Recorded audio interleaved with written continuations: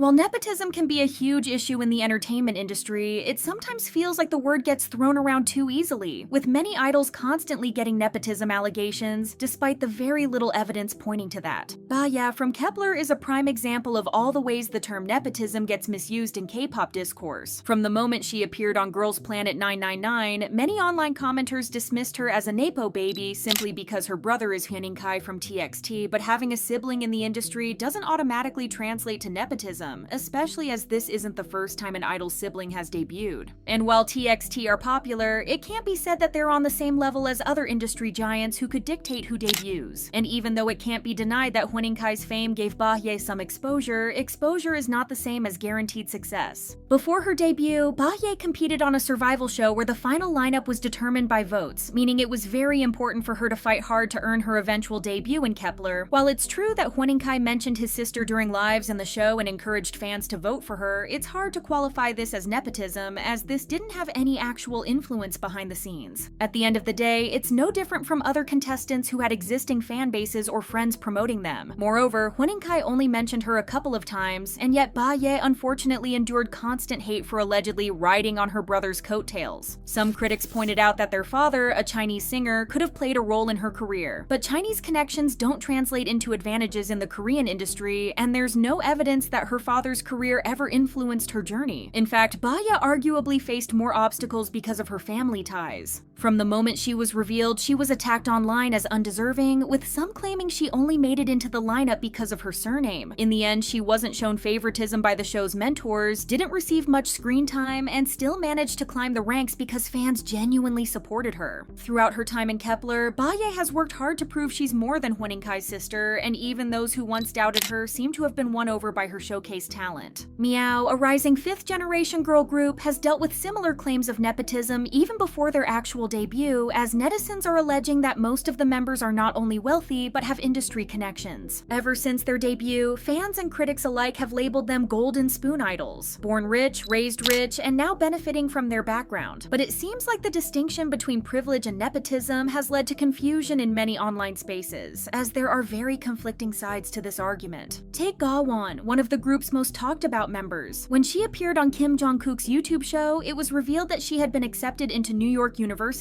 a school that is often associated in Korea with wealthy elites and celebrities' children, as it's not cheap to study abroad. While the host initially thought she had dropped out of NYU to pursue her idol career, Gowon actually clarified that she had been training long before applying to the university and only submitted an application to satisfy her grandfather. This revelation immediately sparked chatter online, with many netizens equating NYU with wealth rather than merit, as comments claimed, NYU isn't really about top grades. It's more like, if you have money, you can get in. To many, Gawon's style, aura, and even the way she speaks screamed privilege. But being wealthy doesn't equal nepotism, especially in the entertainment industry, which cannot be compared to a university abroad. As she herself revealed, Gawon entered through the usual trainee system, and while having money may have made training more comfortable, it didn't guarantee her debut, as it was her own hard work and dedication that eventually opened doors for her. Another Meow member, Narin, has been singled out for similar reasons, as netizens found out that she attended Apgujeong Elementary and Middle School, both located in Apgujeong-dong, one of Seoul's wealthiest neighborhoods. When old photos from her school year surfaced, they showed her and her classmates dressed in luxury brands like Off-White, Dior, and Chanel, and for netizens, that was enough evidence to declare her a rich girl. Yet, just like with Gawon, Narin's wealth doesn't translate into nepotism. Being from a rich family might mean she grew up in Dior, but it doesn't explain her debut, as luxury clothes in childhood don't secure contracts with entertainment companies or ensure you make it into a final lineup. It's especially Giselle from aespa who has been at the center of one of the more persistent nepotism rumors in K-pop. From the moment of her debut in 2020, online speculation has circulated that her spot in the group was not the result of talent, but of family connections. The rumor largely stems from her supposed link to SM Entertainment's founder Lee Soo-man, as it is rumored that the CEO had been in a relationship with Cho Joo-hee, a Korean news anchor who many believe is Giselle's aunt. The proof often cited is that Cho Joo-hee follows aespa's official Instagram account and once tweeted about receiving a gift from her niece in Japan named Eri, which happens to be Giselle's real name. The timing and the niece's age in the post lined up with Giselle's, further fueling the rumor that she could indeed be related to the news anchor. The theory many netizens ran with is that SM accepted Giselle as a gesture of goodwill toward Lee Soo-min's partner. But what makes the situation worse is the speculation that she took the spot of another trainee, Gong Hina, who had been highly anticipated as the Japanese member of aespa but never debuted.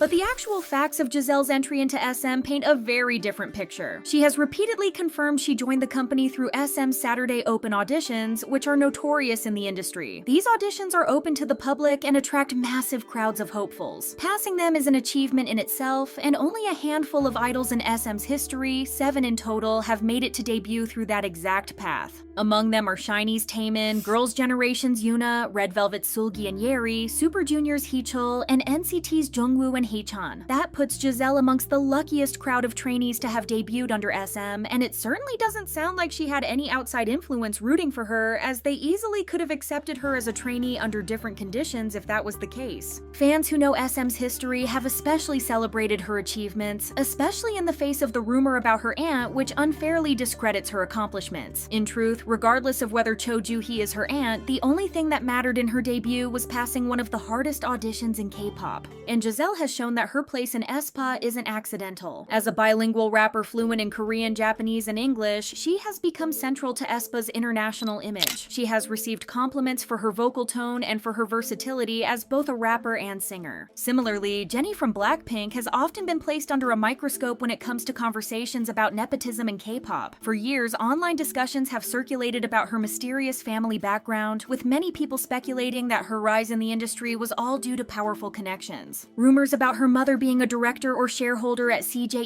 one of Korea's largest entertainment companies, pop up regularly on social media, as many netizens often debate her mother's alleged influence on Jennie's career. There has even been talk about an alleged friendship between Jennie's mom and chaebol families due to one particular photo circulating online showing her mom posing alongside someone who many claim has ties to a chaebol family. However, it's highly unclear whether this is actually true, as there is no public information regarding these friendships. Others even claim that her father could also have contributed to her success, as rumors say that he once owned a hospital, though no evidence has ever surfaced, especially as we actually know next to nothing about Jennie's father. But despite all the chatter, there has been no actual evidence that Jennie's family has had any sort of influence in the industry, let alone enough to get her to where she is today. What is known is that Jennie grew up in Cheongdam-dong, a wealthy neighborhood in Seoul, and later studied abroad in New Zealand, clear indicators that she came from a privileged background. This has certainly fueled the golden spoon narrative, where netizens assume her comfortable upbringing must have bought her way into BLACKPINK. Yet, when fans trace her actual trajectory, Jennie's path to stardom looks much like that of other idols. She auditioned, trained for years, and debuted after proving her worth within YG Entertainment. She originally entered YG at 14 and spent nearly 6 years as a trainee before getting the chance to officially debut in BLACKPINK in 2016. And those familiar with YG's training system know it's notoriously difficult, as trainees are constantly cut and many never debut at all. Jennie didn't bypass that process either, since it's clear she had been working extremely hard during her trainee years, even being featured in music videos and collaborations with YG's senior artists. Just as most other artists, she was slowly building recognition through performances and not through her parents' connections. Jennie herself has previously addressed the challenges of her early career, and interestingly, some sources even suggest that her mother wasn't even supportive of her becoming an idol at first. After Jennie returned from New Zealand, her mother reportedly encouraged her to continue her education abroad, even considering sending her to the United States. However, Jennie ultimately insisted on pursuing her passion in Korea against her mother's wishes, and seems to have worked hard to achieve that very dream all on her own. Moreover, fans have noted that Jennie only ever talks about her mother and has never publicly mentioned her father, which is why netizens have long suspected that her parents may have divorced early, or that her father simply wasn't present in her life. On top of this, people online sometimes argue that Jennie's relationship with her mother doesn't look particularly close, pointing out moments where her mother has seemed distant.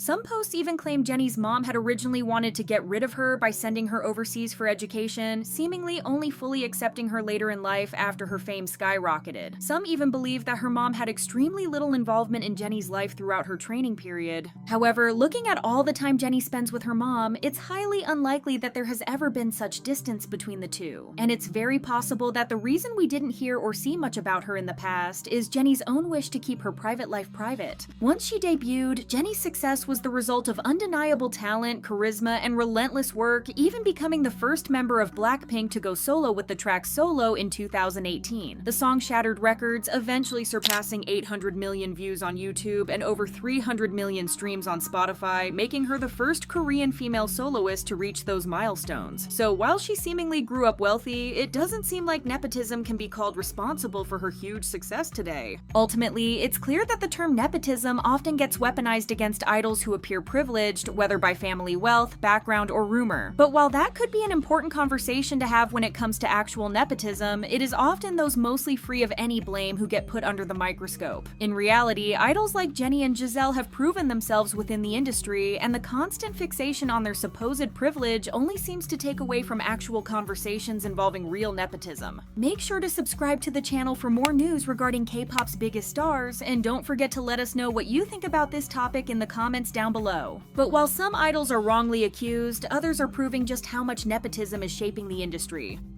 The term Nepo baby has been a hot topic on social media for a while now, and recently it has taken the K-pop industry by storm. Everybody was aware that some people used their parents' connections to get ahead in their careers, but it was unknown to people just how many celebrities had famous parents. Sure, they might be talented on their own, but we can't deny that the status of their relatives has definitely helped a lot. The term got a lot more traction in December of 2022 after Vulture published 2 articles exploring the concept. However, is nepotism as prevalent in K-pop as it is in the West?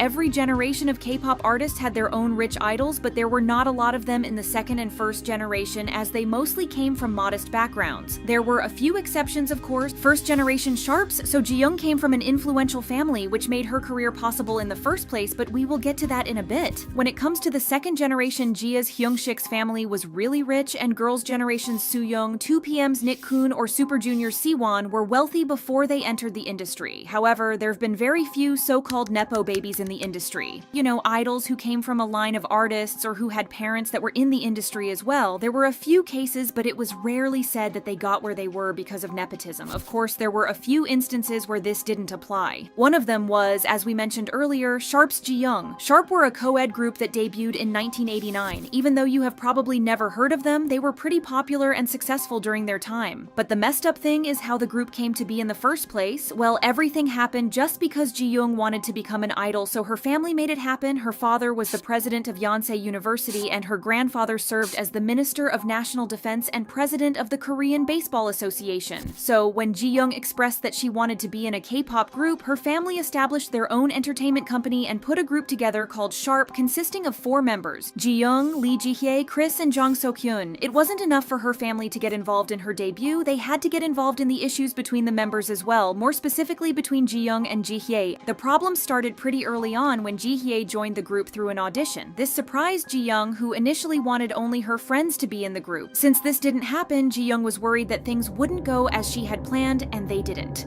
Despite the group being formed for and around Jiyoung, Ji-hye's exceptional vocals gained significant attention, which only worried Jiyoung, so she dealt with it by mistreating her fellow member. Ji-hye faced threats and even physical attacks from Ji-young's boyfriend, and the latter's mom also caused a scene at a broadcast hall. Fed up with everything, Ji-hye fought back, leading Ji-young's dad to cancel group schedules, falsely claiming Ji-hye had hit and mistreated Ji-young. In the end, the manager of the group exposed everything that was going on behind the scenes, and the group ended up disbanding. However, this incident only highlighted the harm of nepotism in the industry. Those with connections may think they deserve all the opportunities that life has given them, even if they don't have any talent or skills. In Sharp's case, this created a toxic environment, with the Nepo baby harboring resentment if others got more attention or chances. Another idol, now from the second generation, who was accused of being a Nepo baby was girls' generation Sunny. Sunny is the niece of Lee Soo-min, who, as we all know, is the founder of SM Entertainment. Her dad also happened to be a legendary singer from one of Korea's earliest bands, Runway. way. Sunny first tried to break into the industry through her dad's agency, Star World, aiming to debut with another trainee in a duo that would be called Teen Top. After 5 years of training, the agency ultimately ended up shutting down. She then auditioned for SM Entertainment, her uncle's company. In hindsight, it looks like classic nepotism. The CEO's niece auditions, gets accepted, and then becomes a part of one of the biggest girl groups. Interestingly, she auditioned using a different name to keep her connection to Lee Soo-min a secret. We're not trying to say that she's got into the company just because she's Lee Soo-min's niece, however, you can't exactly argue that it didn't help. She could join her father's company and didn't have to gamble her future by auditioning in different agencies, getting in debt to finance her dream, or facing the possibility that everything might come crashing down if the group were to disband. When her father's agency shut down, she had a second plan, which just happened to be SM, but even in her case, the word nepotism wasn't thrown around very often. You could see it used in fan wars, but it wasn't like articles were going around calling her a Nepo baby. It looks like this has changed in the 4th generation though, and people are divided on how to feel about this. Once the already mentioned Vulture articles hit the internet, everyone was scrambling to see if their favorite artists were self-made or a product of nepotism. K-pop fans got on this too and started pointing fingers at idols, accusing them of getting into the industry through their connections. In this small hysteria, it seems like people completely lost the meaning of what Nepo babies actually are. For example, Jennie of BLACKPINK was called one on many occasions, despite the fact that her mother is not related to the industry whatsoever. The BLACKPINK members in general tend to be accused of nepotism when everything we know has proved otherwise. A few people also called EXO's Suho and BTS's Jin Nepo babies due to the fact that they have rich families, but people seem to be forgetting that just because your family is rich doesn't immediately mean that you are a Nepo baby. aespa's Giselle was faced with similar accusations at the start of her career, with reports coming out that her aunt was dating Lee Soo-min, which might have contributed to her getting into the company and even the group. However, Giselle denied the rumors that she came from a rich family, but even before she said anything about it, the fact that she was accepted into the company through SM's Saturday auditions said enough about her talents, as the Saturday auditions are infamously known as the hardest auditions in the K-pop industry. Another extreme case of this was when Kepler's Bahiyi was called a Nepo baby just because her brother Kai is a member of TXT. His group is well known and he's a popular idol, but he isn't influential enough for people to accuse his sister of getting into Kepler because of him. The word was just being thrown around like it was nothing, and it's seriously undermining the blood, sweat, and tears these idols put into debuting and getting where they are. However, now let's talk about the real Nepo babies in K-pop and the negative effect that they're going to ultimately have on the industry. One of them is Lauren. If you're not very familiar with him, you might have seen him in the music video of BLACKPINK's Lovesick Girls or other videos along with the members. However, there's more to him than his friendship with the girls, as he's actually the son of Naver's founder. Naver is something like Korea's Google, so you can imagine how rich his family is. He has worked in music before, more specifically as one of the producers in G-Dragon's Bull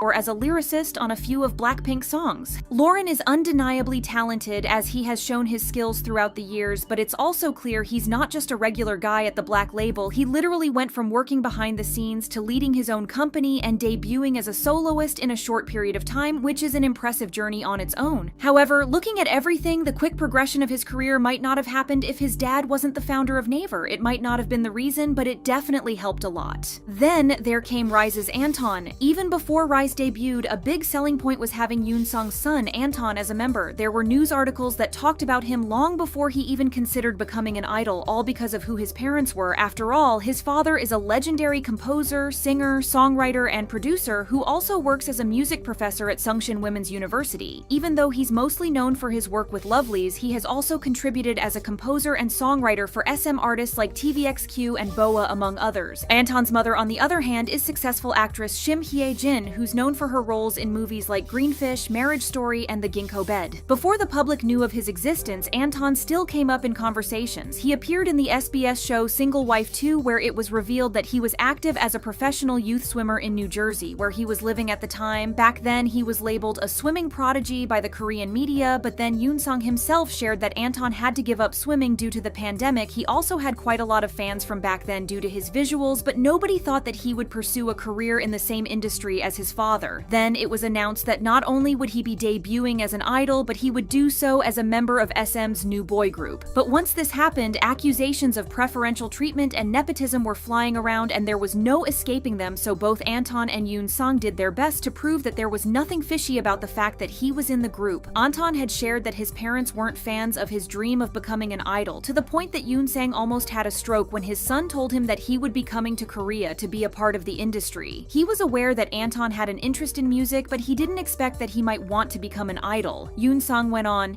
his mother and I talked about it for about a year. In the end, we decided to let him give it a shot. With a goal like that in mind, he wasn't going to do well in school anyway. Anton also said that he had auditioned just like everyone else and hadn't gotten in because of his father. He also poked fun at the nepotism allegations on TikTok because, as they say, when you can't beat them, join them. When he posted a video with his father on the platform, some comments were calling him a Nepo baby, and he replied to one with "Born This Way" by Lady Gaga, which received a lot of laughs from fans. He can't exactly change where he came from, but he can definitely embrace it. As for the accusations of preferential treatment, Anton is obviously very talented, so it would be dumb to assume that he just got in because of who he is. It wouldn't matter if he was Yoon son if he couldn't hold a note to save his life, especially in a company like SM. However, the fact that his father is Yoon must have severely boosted his chances of debuting. Whatever you think brought him to stage, it doesn't discount his hard work and talent. Once Anton was introduced as a member, it seemed like companies started welcoming Nepo babies with open arms. By the looks of it, everyone is rushing to include famous people's kids in their groups, with YG Entertainment leading the way by a mile. Well, not even YG, but its subsidiary, the Black Label, which is known for debuting the already mentioned Lauren. This year, the company is planning to debut a girl group, and people have already found information about the members, which left them in a complete shock. All we can say is that they have quite an interesting lineup, from a former YG trainee and an actress who's close to BLACKPINK's Jennie to the one and only Bailey Sok. The group hasn't even debuted, and everyone's eyes are already on them. We can all argue, though, that the most interesting member by far is Moon So-yoon, also known as Annie. Her grandmother is none other than Lee Myung-hee, the chairwoman of Shinsegae and the daughter of Samsung's founder. For all of you that don't know, Shinsegae is a prominent South Korean department store franchise, part of a larger group that encompasses various businesses. As of now, Shinsegae stands as the largest retailer in South Korea. Through her grandmother, Annie is also related to the chairman of Samsung himself and the chairman of CJ. But that's not all. Her grandfather leads the KBS press headquarters, and her mother is the president of Shinsegae. Having all these CEOs and notable figures in one family has resulted in the family's net worth being $2.6 billion. As for Annie, she went to Columbia University and is friends with a lot of K-pop idols, including CL, G-Dragon, BLACKPINK, and even BTS's Jungkook. Teddy, the founder of the Black Label, has yet to confirm that she's going to be in his upcoming girl group, but the chances are that she is. She's probably talented enough to get into such a big company, but again, it probably helps that she's got a ton of connections within the industry. Knowing all this, we're certain that Anton and Annie will not be the last Nepo babies of the 5th generation. This has made us question what companies are looking for nowadays. Is it wealthy backgrounds and connections, or is it talent and skills? It looks like only the future will tell. And as these names rise, the darker consequences of nepotism become impossible to ignore. Nepo baby is one of those terms that has been tossed around social media for the past few months. In December 2022, the term gained widespread popularity after New York magazine's Vulture.com published a series of articles that went deep into the topic of Nepo babies, and people haven't stopped using it since then. But is nepotism as prevalent in the K-pop industry as it is in the Western entertainment industry? The term Nepo baby is used to describe the child of successful adults who have benefited from nepotism in industries such as entertainment, fashion, or media.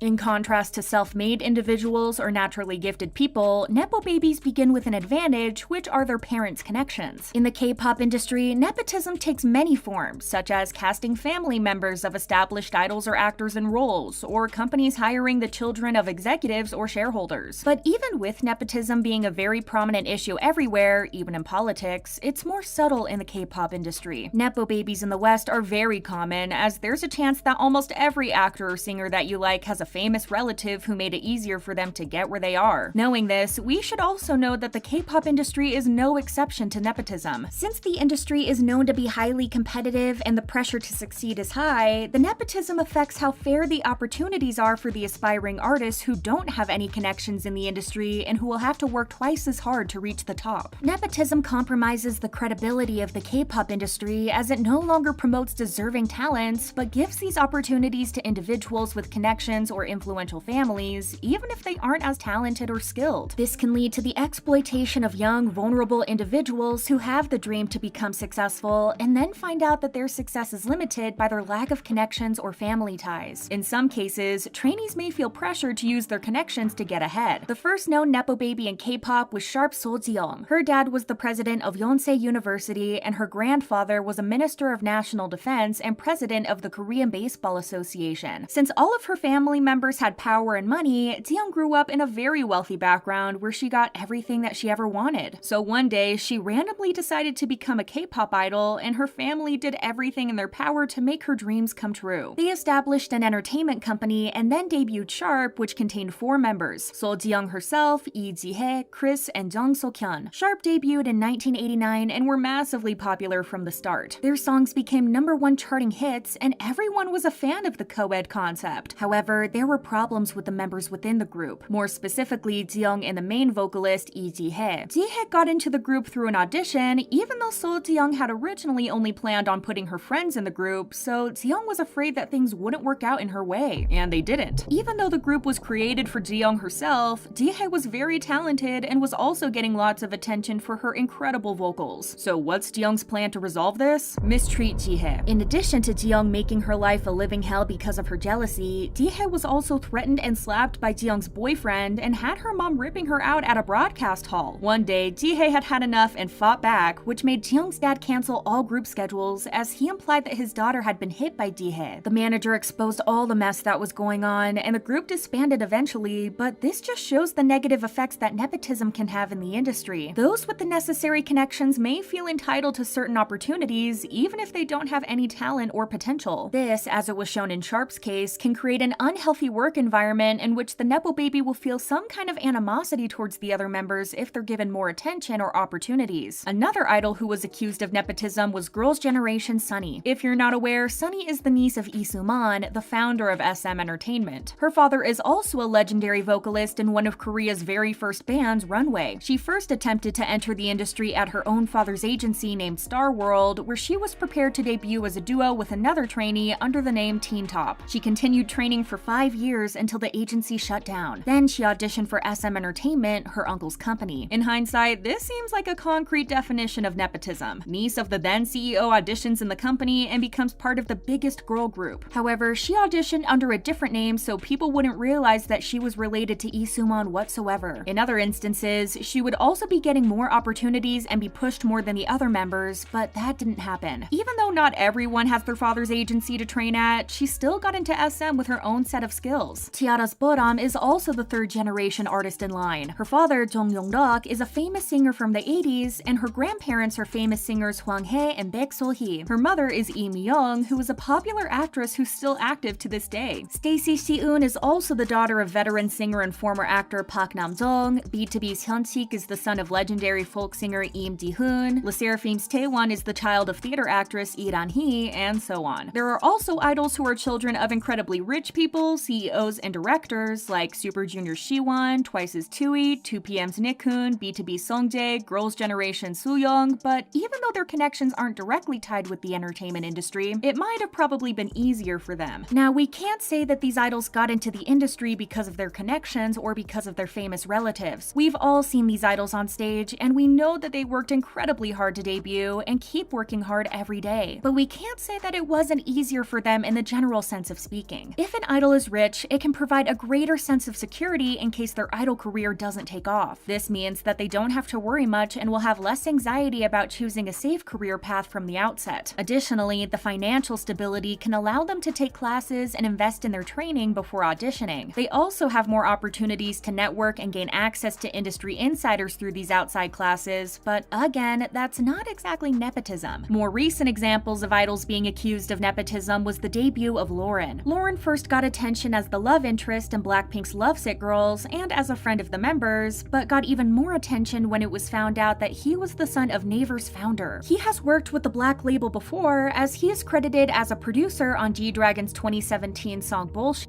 and as a lyricist on BLACKPINK's Pretty Savage, You Never Know, and Lovesick Girls. Surprisingly, he owns his own company under the Black label, which is called Fire Exit Records. He also made his debut in 2020 with Empty Trash, which took many people by surprise. Even though nobody can deny that he's talented, it would be naive to say that his father being Naver's founder didn't have anything to do with the quick progression of his career. aespa's Giselle was also rumored to have debuted through nepotism. Her aunt was rumored to be To Do-hee, the director of the Seoul branch of ABC News in the US. Do-hee has also had dating rumors with none other than Lee Soo-man, which led netizens to believe that Giselle got in the company and aespa because of who her aunt was dating. Her wealthy background and the fact that she only trained for 11 months before debuting didn't help her case much. A netizen commented, "I can't believe even a company as big as SM is debuting kids through connections like this. It's not fair to the other trainees who work hard and build up years of experience." These rumors were never confirmed though, so Giselle was catching strays over unconfirmed speculations. Not to mention that she got into SM Entertainment through Sunday auditions, which are notoriously hard to pass. Even with the limited examples of nepotism existing in the K-pop industry, we can't deny that it exists. More often than not, instances of nepotism are subtle and difficult to identify, while others are more blatant and don't leave much room for discussion. Ultimately, it's up to the higher-ups and the companies in the industry to decide whether or not to prioritize connections over talent and potential, which they mostly don't. After all, the industry is a business like any other, and they will always put the money as their priority, but the issue of nepotism in K-pop should definitely be more addressed by others. To address the issue of nepotism in K-pop, the industry needs to become more transparent and merit-based. To ensure a fair system, the K-pop industry should prioritize promotions and opportunities for individuals based on their skills and talents instead of their connections. This requires fostering an inclusive environment that embraces novel voices and diverse perspectives. Such an approach can lead to a more vibrant and diverse industry that is better able to represent the needs and interests of its audience. Knowing the world we live in and how much K-pop is changing in these recent years, it's not very likely that the issue of nepotism will stop soon, but we can hope, right?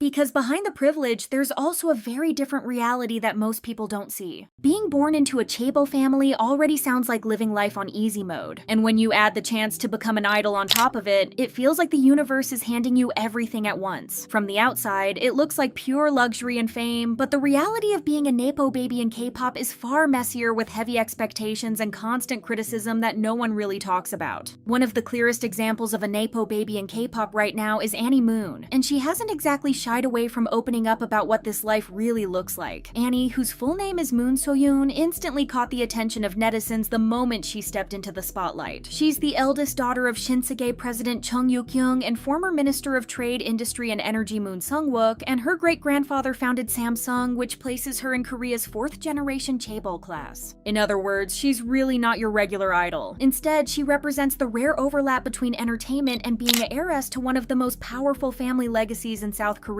For a couple of years, Annie trained under the Black label and was widely expected to debut with her highly anticipated girl group Miyeon. Her name popped up constantly in speculative lineups online, and leaked practice room photos only made fans more convinced she was guaranteed a spot. But then suddenly, in May 2024, everything changed overnight. On May 11th, the Black label suddenly announced that Annie would no longer be part of Miyeon just one day after several Korean news outlets reported that she'd been dropped from the group for personal reasons. The announcement fueled endless rumors, with some fans assuming she had quietly chosen to step away from idol life altogether. And honestly, given her background, the idea wasn't that far-fetched. Growing up in unimaginable wealth, surrounded by executives and institutions most people only ever hear about, the thought of grinding through the harsh and exhausting world of K-pop seemed almost impossible to picture. Some netizens even half-joked that Annie had simply realized she was richer than any idol could ever hope to be, so why bother with all the stress and effort? However, Annie didn't disappear like people expected. Rather than debuting with Miyeon, she entered the spotlight under the Black label once again, this time as part of the co-ed group All Day project. It was a surprising move that made history as the first time a member of South Korea's elite chaebol class officially debuted as an idol. On top of that, Annie had already built an impressive academic background with credentials from Columbia University, and netizens had already speculated that she wanted to work in entertainment months before her debut. Among the public, Annie's debut didn't just spark curiosity, it kind of turned her life into a case study of what it really means to be a chaebol daughter in K-pop, and as she's opened up more about her experiences, fans have gotten a rare glimpse behind the curtain, seeing both the privilege and the pressure that come with a name as heavy as hers. Annie herself has been pretty open about what it took for her to actually step into the idol world, and it wasn't as simple as just saying she wanted to do it. On a recent appearance with All Day Project on Big Bang Daesung's YouTube show, she revealed that her family was completely against the idea of her becoming an idol. For 10 years straight, she pushed back against that disapproval, telling them over and over that this wasn't just some phase. Eventually, they gave her a condition. If she got into an Ivy League school, she could chase her dream. So she did exactly that, earning a spot at Columbia University in New York, which she now calls the price of her freedom. When Daesung asked if her family really backed off after that, Annie just laughed and admitted they didn't really have a choice since the deal had already been made. To many, Annie's story sounds like the perfect way to make her struggle feel relatable. At the end of the day, it's about a rich girl fighting for her dreams against her family's expectations, forced to prove herself through education before stepping into the spotlight, and in a way that makes her seem almost like every other trainee who's told to study hard before chasing a career in music. But here's the catch. Going to an Ivy League university wasn't just any study well condition, it was the kind of challenge that for most people is impossible, yet for Annie, it was a box she was always likely to check. Her grandfather had a graduate degree from Columbia, her sister went there too, and with legacy admissions and chaebol status on her side, netizens argue her fight for freedom sounds a lot less rebellious and a lot more predetermined. So while it plays well as a story of struggle, many people can't help but see it as carefully packaged PR that doesn't quite erase the privilege she was born into. And this privilege has stayed a great point of discussion even after her official debut. Fans joke that with her chaebol background, they'd be terrified to even work as staff on her team. The idea of being a manager or stylist who accidentally upsets her has people imagining an entire company walking on eggshells just to avoid stepping out of line. Others have already predicted that Annie will end up getting the Wonyoung treatment times 100, with every move of hers magnified and every interaction with her group members overanalyzed. Some even admitted they already feel bad for the other members of All Day Project, who'll likely spend their careers under the shadow of Annie's name and status, whether they like it or not. Of course, when it was rumored that Annie would be debuting in the K-pop industry, netizens had a lot to say, and not all of it was positive. Some fans were quick to point out that while nepotism isn't exactly new in K-pop, the idea of a billionaire heiress joining the scene just felt different. One comment that blew up online summed up the feelings among netizens perfectly. This fan admitted they couldn't root for her at all because it felt like she had simply bought her way into the industry. It's no secret that plenty of idols come from wealthy families, but Annie's level of privilege is another dimension entirely. People were even joking that if she didn't get her way, she could have just bought the whole label herself. The doubts didn't stop there, as many argued that Annie most likely used her privilege to get into the Black label, and that the presence of billionaires in K-pop takes away most of the fun. With so much money and power behind her, she's seen as untouchable, someone who could always rely on the media to protect her if anything went wrong. Fans pointed out that this raises the expectations even higher, since if she isn't extremely talented, her career will only ever look like it was bought. The truth is that the public didn't really know what Annie's journey was until her debut, and they were wondering if she went through the regular auditioning process. Many feared she had just gotten into the industry due to her name. Even if Annie is talented, even if she's genuinely kind, her name alone guarantees her opportunities and safety nets that most trainees could never dream of. Other idols, no matter how skilled, have seen their groups fail because the industry is brutal and unforgiving. But with a chaebol surname backing her every step, fans feel like Annie will always land on top no matter what.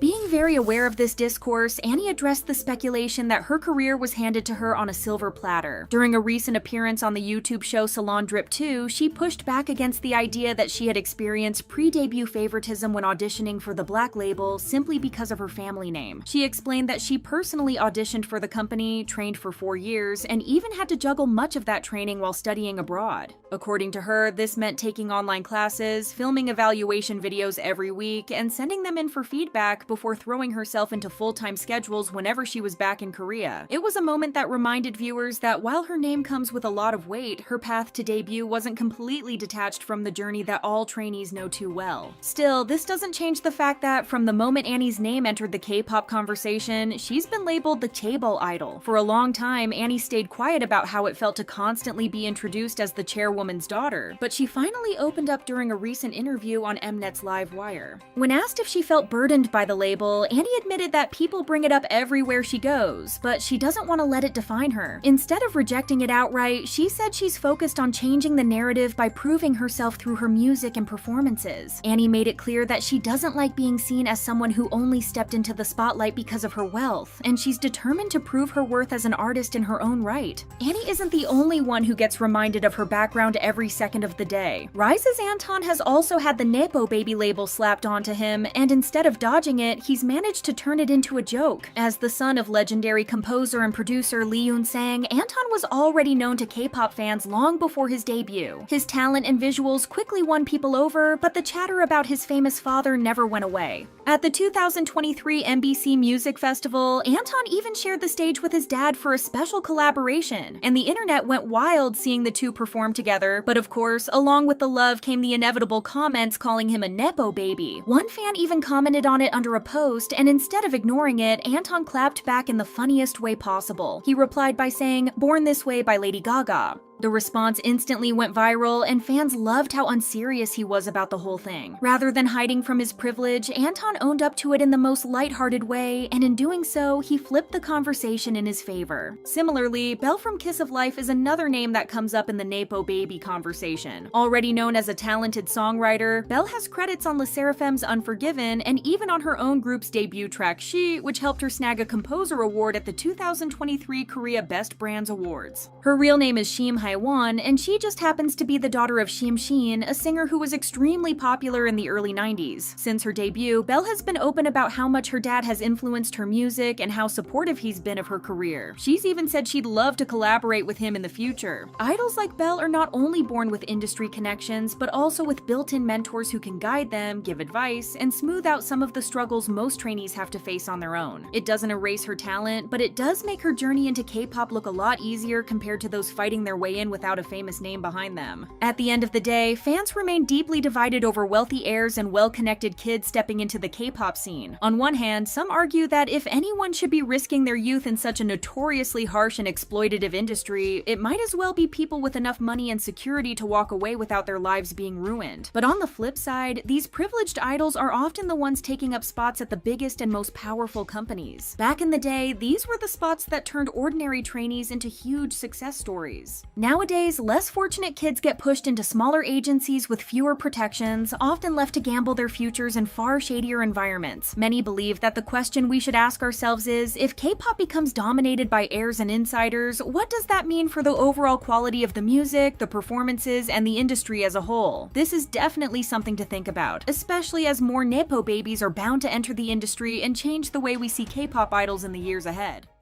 And no story makes this clearer than Annie Moon's, one of the most talked about Nepo babies in K-pop. Ever since she became a trainee, Annie Moon stood out in the K-pop scene, and unfortunately, this had very little to do with her abilities. Instead, netizens focused on her background, as she shockingly comes from an elite chaebol family, and not just any. As most know, she's directly tied to the powerful Samsung empire, and behind the image of generational wealth lies a tangled web of family drama and controversy. Annie, whose full name is Moon Seo-yoon, has been drawing serious attention from netizens since she stepped into the spotlight. As the eldest daughter of Shinsegae President Chung Yuk-young and former Minister of Trade, Industry and Energy Moon Sung-wook, Annie represents a unique intersection of entertainment and elite family legacy. Her great-grandfather founded Samsung, placing her firmly within South Korea's fourth-generation chaebol class. Annie trained with the Black label for several years and was widely expected to debut with their highly anticipated girl group, Meow. Her name had circulated in online forums and speculative lineups for months, and early photos of her in practice rooms with trainees only seemed to confirm it. But in May 2024, that trajectory took an unexpected turn. On May 11th, the Black label officially announced that Annie would not be part of Meow, just one day after Korean media claimed she'd been dropped for personal reasons. The sudden change left many assuming she had quietly stepped away from the idol path altogether. Given her background, growing up in wealth, surrounded by executives and institutions most people only read about, the idea of enduring the hyper-competitive, physically demanding life of a trainee felt incompatible from the start. Some fans half-joked that she had simply realized she was richer than any idol could ever dream of being, and decided it wasn't worth the trade-off. But against all expectations, Annie didn't walk away. Instead, she found her place in a different lineup and in a very different concept. She made her debut under the Black label as part of the 5-member co-ed group All Day project, marking a first for the K-pop industry, a member of one of Korea's most influential business dynasties officially joining the idol world. With academic credentials from Columbia University and rumors of her entertainment ambitions circulating since last year, Annie's transition into music has been closely watched by everyone. As a result, netizens have been digging deeper into her family's history, uncovering some uncomfortable stories. Annie herself hasn't shied away from discussing her background, and in fact, she's been surprisingly candid about the pressure that came with it. During a recent appearance with All Day Project on Big Bang Daesung's YouTube show, Annie opened up about the decade-long uphill battle it took to convince her family to let her pursue idol life, a decision that, by their standards, probably seemed like a detour from a predestined executive role in the family business. According to Annie, her family was 100% against it when she first brought up the idea of becoming an idol. For 10 years, she pushed back against that disapproval, insisting that her passion wasn't just a phase. Eventually, they gave her a condition. If she got into an Ivy League school, they'd allow her to pursue becoming an idol. And that's exactly what she did, as she earned her place at Columbia University in New York City. So if anyone was wondering where those Ivy League credentials came from, now you know, they were the price of her freedom. When Daesung asked if her family truly backed off once she got in, Annie laughed and said they didn't really have a choice, as the deal had already been made. And just like that, what might have been the end of a dream became the beginning of a career. Unfortunately, Annie's journey to the stage might be the least controversial story linked to the Samsung conglomerate, as the family is no stranger to public scandal. The empire has long been entangled in political controversies, most notably when heir Lee Jae-yong was convicted of bribery and embezzlement for his role in the massive corruption case that brought down former President Park Geun-hye. Even after multiple prison sentences, he was granted a presidential pardon, supposedly to help improve the economy after the pandemic. But there's no focus on politics today because when it comes to the Samsung family, the real chaos often plays out inside their own homes, from messy divorces to inheritance lawsuits and marriages that make headlines for all the wrong reasons. The family has developed a reputation not just for power but for dysfunction. One of the most infamous romantic scandals tied to the Samsung legacy comes from Annie's own extended family, specifically Lee Boo-jin. Known in business circles as Little Lee Kun-hee for her sharp leadership style and striking resemblance to her late father, the longtime Samsung chairman, Boo-jin built a reputation as one of South Korea's most powerful businesswomen. But when it came to love, her story took a turn that no one in high society expected. In 1999, she shocked the nation by marrying Im Woo-jae, a man who, depending on which version of the story you believe, was either a technical staffer or her former bodyguard. Either way, the pairing of a chaebol heiress and an ordinary employee instantly captured the public's imagination. The media called it a real-life Cinderella story, and it even went on to inspire elements of the hit K-drama Queen of Tears. But just like in the drama, the marriage was far from perfect behind closed doors. What started as a fairy tale quickly spiraled into something much darker. According to Woo-jae, the relationship was never meant to turn into marriage in the first place. He allegedly tried to reject the idea when Boo-jin first brought it up, saying the gap between their family backgrounds was too big. But when Samsung's chairman, Boo-jin's father, personally encouraged him to go through with it, he felt there was no real choice. In a chaebol dynasty like Samsung, when the head of the empire speaks, it's more than just advice. It's simply a command. After the wedding, Woo-jae was sent to the US to study, reportedly to earn the kind of credentials that would make him a more acceptable match. But the plan quickly turned into a nightmare. He didn't speak English, had never lived abroad, and was suddenly expected to adapt to one of the most elite academic environments in the world. Behind closed doors, the emotional toll was immense. He later described that period as one of the darkest of his life. Things got so bad he wanted to take his own life. He once collapsed in tears in front of Boo-jin, unable to handle the pressure anymore. While he managed to complete his studies at MIT, the emotional and psychological damage from years of trying to prove his worth never really faded. Eventually, their marriage fell apart too, as Boo-jin officially filed for divorce in 2014. The legal battle was anything but easy for Woo-jae, as her legal team painted him as a man who wasted time drinking, failed academically, and was aggressive behind closed doors. He insisted these claims were part of a calculated effort to destroy his credibility and ensure he'd be pushed out of both the marriage and his child's life. The custody custody battle that followed is the most disturbing part of this story. While the divorce made enough headlines, it was the years that followed that were the real issue. According to Woo Jae, his access to his son was severely limited. His son, just a third grader at the time, wasn't allowed to visit him freely and had reportedly been kept away from his paternal grandparents for nearly a decade. His own mother, he claimed, had only seen her grandson once, on his first birthday. It wasn't until a court injunction was granted that Woo Jae's father was able to see his grandson's face again. Woo Jae described the situation as suffocating. His son didn't have a phone, and people were reportedly assigned to monitor his movements and communications, making direct contact almost impossible. Even when he tried to call, the calls wouldn't go through. He eventually had to accept the reality that, for years, he'd been sidelined from his son's life, not as a result of his own choices, but by systems and power far beyond his control. What made everything worse is that Boojin's legal team allegedly continued to portray him as the problem. In court, they claimed the child didn't want to see him, and that the reduced visitation schedule, cut down to just once a month, reflected that discomfort. Woo Jae pushed back, saying the court was being fed a distorted version of events, and that the child's distance wasn't organic, but that it was created by the Samsung family. To him, the image being crafted in court, that of a negligent, greedy, and violent man, didn't align with the reality he lived. He argued that if any of those claims were true, the dozens of household staff who moved in and out of their small apartment would have witnessed something. But no such evidence ever surfaced. Eventually, he was finally able to take his son on a brief camping trip to Choncheon, a small step toward rebuilding a fractured bond. He said things between them had begun to feel natural again. Another, even more controversial marriage within the Samsung conglomerate that made headlines for all the wrong reasons was between beloved actress Ko Hyun-jung and Samsung heir Chung Yong-jin. On paper, it seemed like a dream pairing. She was one of Korea's fastest rising stars, fresh off a breakout role that threw her into national fame, and he was the ultra-wealthy grandson of the Samsung empire, serving as vice chairman of the Shinsegae Group. When they tied the knot in 1995, the public was convinced that Hyun-jung had it all: beauty, fame, and now a golden ticket into one of the most powerful families in the country. But behind the glossy headlines and billion-won wedding budget was a story that quickly turned into something far more devastating. Hyun-jung gave up her entire career to step into her new role as a chaebol wife, announcing her retirement from the entertainment industry just as her popularity was peaking. At only 22 years old, she disappeared from the spotlight, but instead of stepping into a life of luxury, she walked into what would become one of the hardest chapters of her life. Although what was to come was anything but cute, the way the couple met is a story straight out of a romance drama. At the time, Hyun-jung was in New York for an event at the Winter Garden Theater, struggling to find her seat because of the language barrier. That's when Yongjin stepped in to help, a moment that seemed small at the time but ended up changing the course of her life. They started dating shortly after, and 2 years later, Korea's rising star was marrying into one of the richest families in the country. The catch was, however, that Hyun-jung didn't just marry into wealth, she married into the weight and expectations of an empire. The marriage was anything but easy, and that wasn't necessarily due to Hyun-jung's relationship with her husband, but rather her rocky connection to her in-laws. According to widespread reports at the time, the cultural and social gap between her and her in-laws quickly became a major point of tension. One rumor that gained serious traction claimed her in-laws deliberately excluded her from family gatherings by speaking in English, knowing she wasn't fluent, and once she started catching on, they supposedly switched to French to keep her in the dark. It painted a picture of a household more interested in power plays than genuine family bonding. Years later, in 2009, Hyun-jung clarified that this rumor wasn't entirely true. She clarified that the language barrier did exist, especially early on, but insisted the stories about her being ostracized were exaggerated. According to her, her former in-laws were well-educated and dignified people, not the cold, calculating figures the media had made them out to be. Still, by the time she spoke out, public opinion had already run wild. Although this particular rumor was cleared up, it's undeniable that Hyun-jung was never truly embraced by the chaebol world. Netizens speculated that she was constantly judged, looked down on, and treated as an outsider who didn't meet the refined conservative image required of a Samsung daughter-in-law. After 8 years of marriage, the relationship came to a formal end in 2003, but the emotional toll was far greater than the paperwork suggested. The truth is that Hyun-jung didn't just lose her marriage, she also lost custody of both of her children, a daughter and a son, and was allegedly prohibited from seeing them. After 8 years of trying to fit into a world built on legacy and image, she left with absolutely nothing. No husband, no career, and most painfully, no custody of her children. The only thing she reportedly walked away with was a 1.5 billion won settlement, an amount that, while big on paper, felt less like compensation and more like hush money meant to keep her quiet and out of the picture. But money couldn't buy back her career, and it certainly couldn't fix her reputation. To some, she had already crossed a line by giving up acting at the peak of her success. divorce. But returning to the industry as a divorced woman after years of silence made it even harder. Public sympathy was mixed, and within Korea's conservative media landscape, the label of divorced chaebol wife became a symbol that continued to haunt her. Of course, netizens were also questioning why her marriage fell apart, and let's just say the reports weren't looking good for her. Several sources claimed that Hyunjung's late-night outings and independent behavior clashed with the image the family wanted to protect. Reportedly, they were completely done with her when a Porsche sports car owned by Shinsegae was stolen under suspicious circumstances. Hyunjung claimed the car had been taken at 3 a.m. from Han River Park after she briefly stepped away with the keys still inside. But as her story changed in interviews, the media began to ask questions. Why was she out alone at that hour? Who was she with? And why was she using a company-owned luxury car in the first place? It was said that for a family obsessed with control, image, and discretion, the embarrassment was too much, eventually resulting in divorce. The aftermath was equally terrible as rumors started spreading that her in-laws were trying to erase her completely. People in the industry claimed Shinsegae quietly blacklisted her after the divorce. Hyunjung had once been everywhere. She modeled for top brands, was featured in department stores, and was the face of luxury beauty products. But after the split, her photos disappeared, her ads were replaced, and her name wasn't to be found anywhere. It was like she'd been cut out of the picture entirely, as if her time as a chaebol daughter-in-law had never happened. Although Hyunjung eventually made her way back into the industry, the weight of her past has never fully left her. In a later interview, she opened up about the real reason behind her struggles, admitting that being so young at the time, she didn't fully grasp what marrying into a chaebol family really meant. From the start, she was accused of being a gold digger, something she denied with frustration. She spoke fondly of her ex-husband, saying, "He had a polished sense of humor, he is a nice and really cool person. He wasn't cocky about the fact that he was powerful, he was funny, and we complimented each other well. In fact, she even admitted she would marry him again if it weren't for his chaebol status." Reflecting on the past, she recognized that the problem wasn't the relationship itself, it was being unable to live up to the expectations of the role she was stepping into. Explaining this, she said, "If I had learned more and had met him when I was a bit more polished, I think I would have been able to live up to expectations, but I think I wasn't able to then." So whether it's Boojin's custody battle or Hyunjung's exile from the conglomerate, it's safe to say that being part of Korea's most powerful family has its downsides. And now, with Annie stepping into the spotlight, it seems like all eyes are on her while she attempts to break free from the conglomerate's control.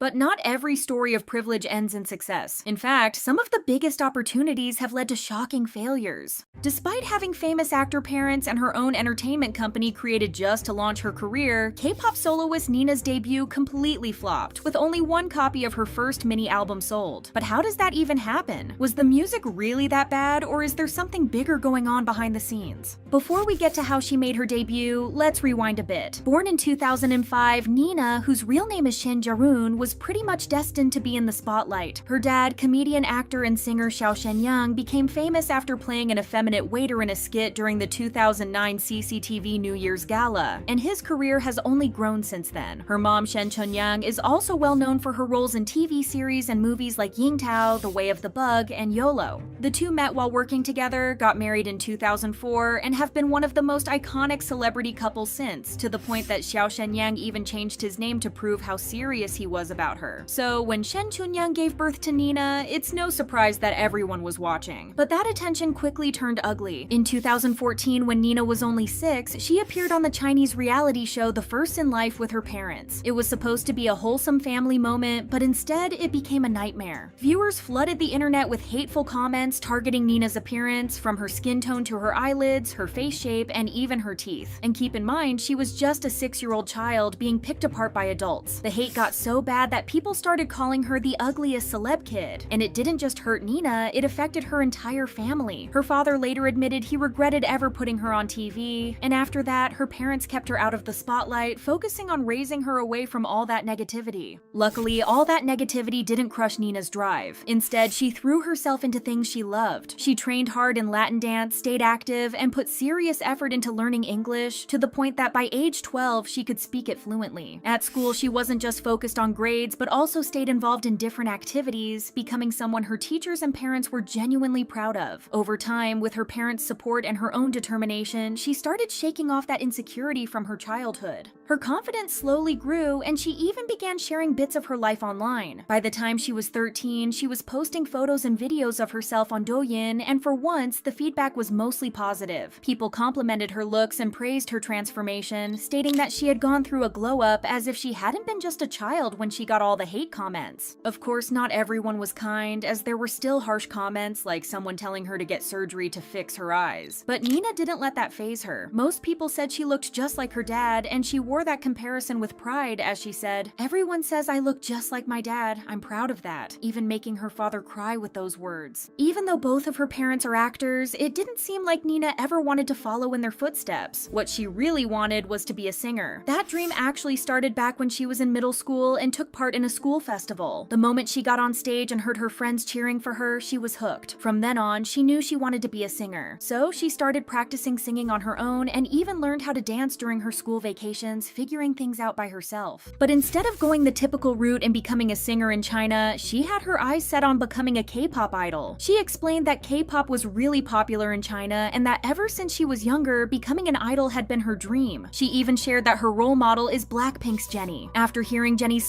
debut solo, Nina decided she wanted to become a K-pop idol too, aiming to have the same confidence on stage and the same mindset when working on her own music. So in 2024, she finally made the big move to South Korea to chase that dream. Even though it was a huge step, she actually adjusted pretty quickly. It definitely helped that her parents were fully supportive and just as excited as she was. Of course, she admitted she was nervous about living in a new country where she didn't know anyone, and being so young, she missed her parents a lot at first. But her training schedule kept her so busy that she didn't really have time to overthink it, and before long, she got used to everything. Surprisingly, she also shared that even her trainee days weren't that stressful because she genuinely loved what she was doing. That made the whole experience easier for her. She trained for a full year, working hard every single day to improve her skills. Before her official debut, Nina's dad decided to help introduce her to the public, but things didn't exactly go the way they hoped. On May 21st this year, she made a surprise appearance at his concert, I'm Not Just a Singer, held at the Shenyang Olympic Sports Center Stadium. Dressed in a silver outfit with a pink sequin jacket, colorful braids, and light makeup, she hit the stage performing two of her unreleased songs, singing, dancing, and showing off the skills she had been working on. But there was one big problem. Nobody in the audience knew she was about to debut as a K-pop idol the following month. Her sudden appearance caught people off guard, and instead of excitement, many were left confused, and some were even angry. A commenter wrote, "I went to see Xiao Shenyang's concert, and the mysterious guest shouldn't be his daughter. I'm so disappointed." People quickly noticed that Nina's outfit looked almost identical to something aespa's Karina had worn before, which sparked even more rumors, with some even claiming her dad paid aespa's makeup artist to glam her up for the show. On top of that, some concertgoers weren't happy that she was the only special guest, which made the whole thing feel more like a promo for her than part of the concert. Criticism piled on fast. Some people accused her of singing off-key, others said she lacked rhythm, and to make matters worse, there were technical issues with the sound and screens, which only made the atmosphere more awkward, but it wasn't all negative. Some were impressed that her dad supported her so openly and gave her such a big stage to show herself. One netizen said, "I think the little girl's professional ability is very good. With the microphone on, the performance is already very good." Others complimented her looks, with a lot of comments comparing her to a young Gong Hyo-jin, saying the resemblance was uncanny. Not long after all the buzz from her surprise stage, news broke that Nina was officially set to debut as a K-pop soloist. Her first mini album, Never Afraid, dropped on June 19th under a company called BNB Music, which many believe was created and funded by her parents specifically to help her debut, since it's a newly established company with only her as an artist. For her first release, Nina teamed up with YG Entertainment producer Rovin, known for working with big names like Sistar, Lehigh, Akmu, Super Junior, and Treasure, among other artists. The album featured 4 songs, with the title track RIIZE leading the project. The B-sides included Yesterday, Today, Tomorrow, which reflects the mix of excitement and nerves that comes with preparing for a debut. No Doubt, a song about rookie anxiety, self-belief, and offering comfort to others chasing their dreams, and One Spot, which shows off Nina's determination to claim her place in the spotlight. However, recording the album wasn't easy for her since Korean pronunciation was tough, and she wanted everything to sound natural. Still, she poured her heart into it, wanting this album to reflect not just her debut, but her love for music, especially her passion for R&B. Even with a decent debut and famous parents backing her, Nina's Nina's first release didn't take off like expected, and it actually flopped pretty badly. In the first week, she sold just 65 copies total. Some days, sales were as low as 0 to 2 copies, with the best day only reaching 33. This sparked some jokes online, with people even telling others to buy her album just to help boost her numbers. On the flip side, netizens argued that those low sales actually showed honesty and that she wasn't inflating numbers or relying on her family's fame to fake success. Still, many agreed the poor sales weren't about the music itself. Instead, critics said the problem came from how the album was launched and promoted. A lot of voices suggested she should have started with a single instead of a full mini album, which might have helped her build recognition and a small fan base before dropping more music. As a Twitter user put it, "It's better for new unknown artists to first just focus on releasing one song digitally and promote it, then think about an album or a mini album." Some people see it differently, saying that even bad publicity is still publicity. Because so many are talking about how few copies Nina's album sold, it's actually drawing more eyes to her. The buzz, even if negative, has sparked curiosity, and now more people are starting to check out her music. When news broke about Nina's debut in South Korea, she quickly shot to the top of Weibo's real-time search rankings in China. She was caught off guard by how popular she became so fast, but felt both surprised and happy about the attention. Nina also expressed a strong desire to work in China down the line. On platforms like Rednote, many fans showed their support, praising her album and admiring how much her parents stood by her side. But not everyone was kind, as some people still focused on her looks, harshly calling her too unattractive to be in the spotlight. Others criticized her as a Nepo baby, suggesting she only got opportunities because of her famous parents. So what's next for Nina? Despite the rough start with her album sales, she's slowly building a following, and her Instagram is close to hitting 10,000 followers now. She's also been performing on music shows to promote her debut track, and it looks like she's excited about dropping an R&B album in the future, plus she hopes to grow her career in China as well. So keep an eye on her journey and show some love for her first mini album.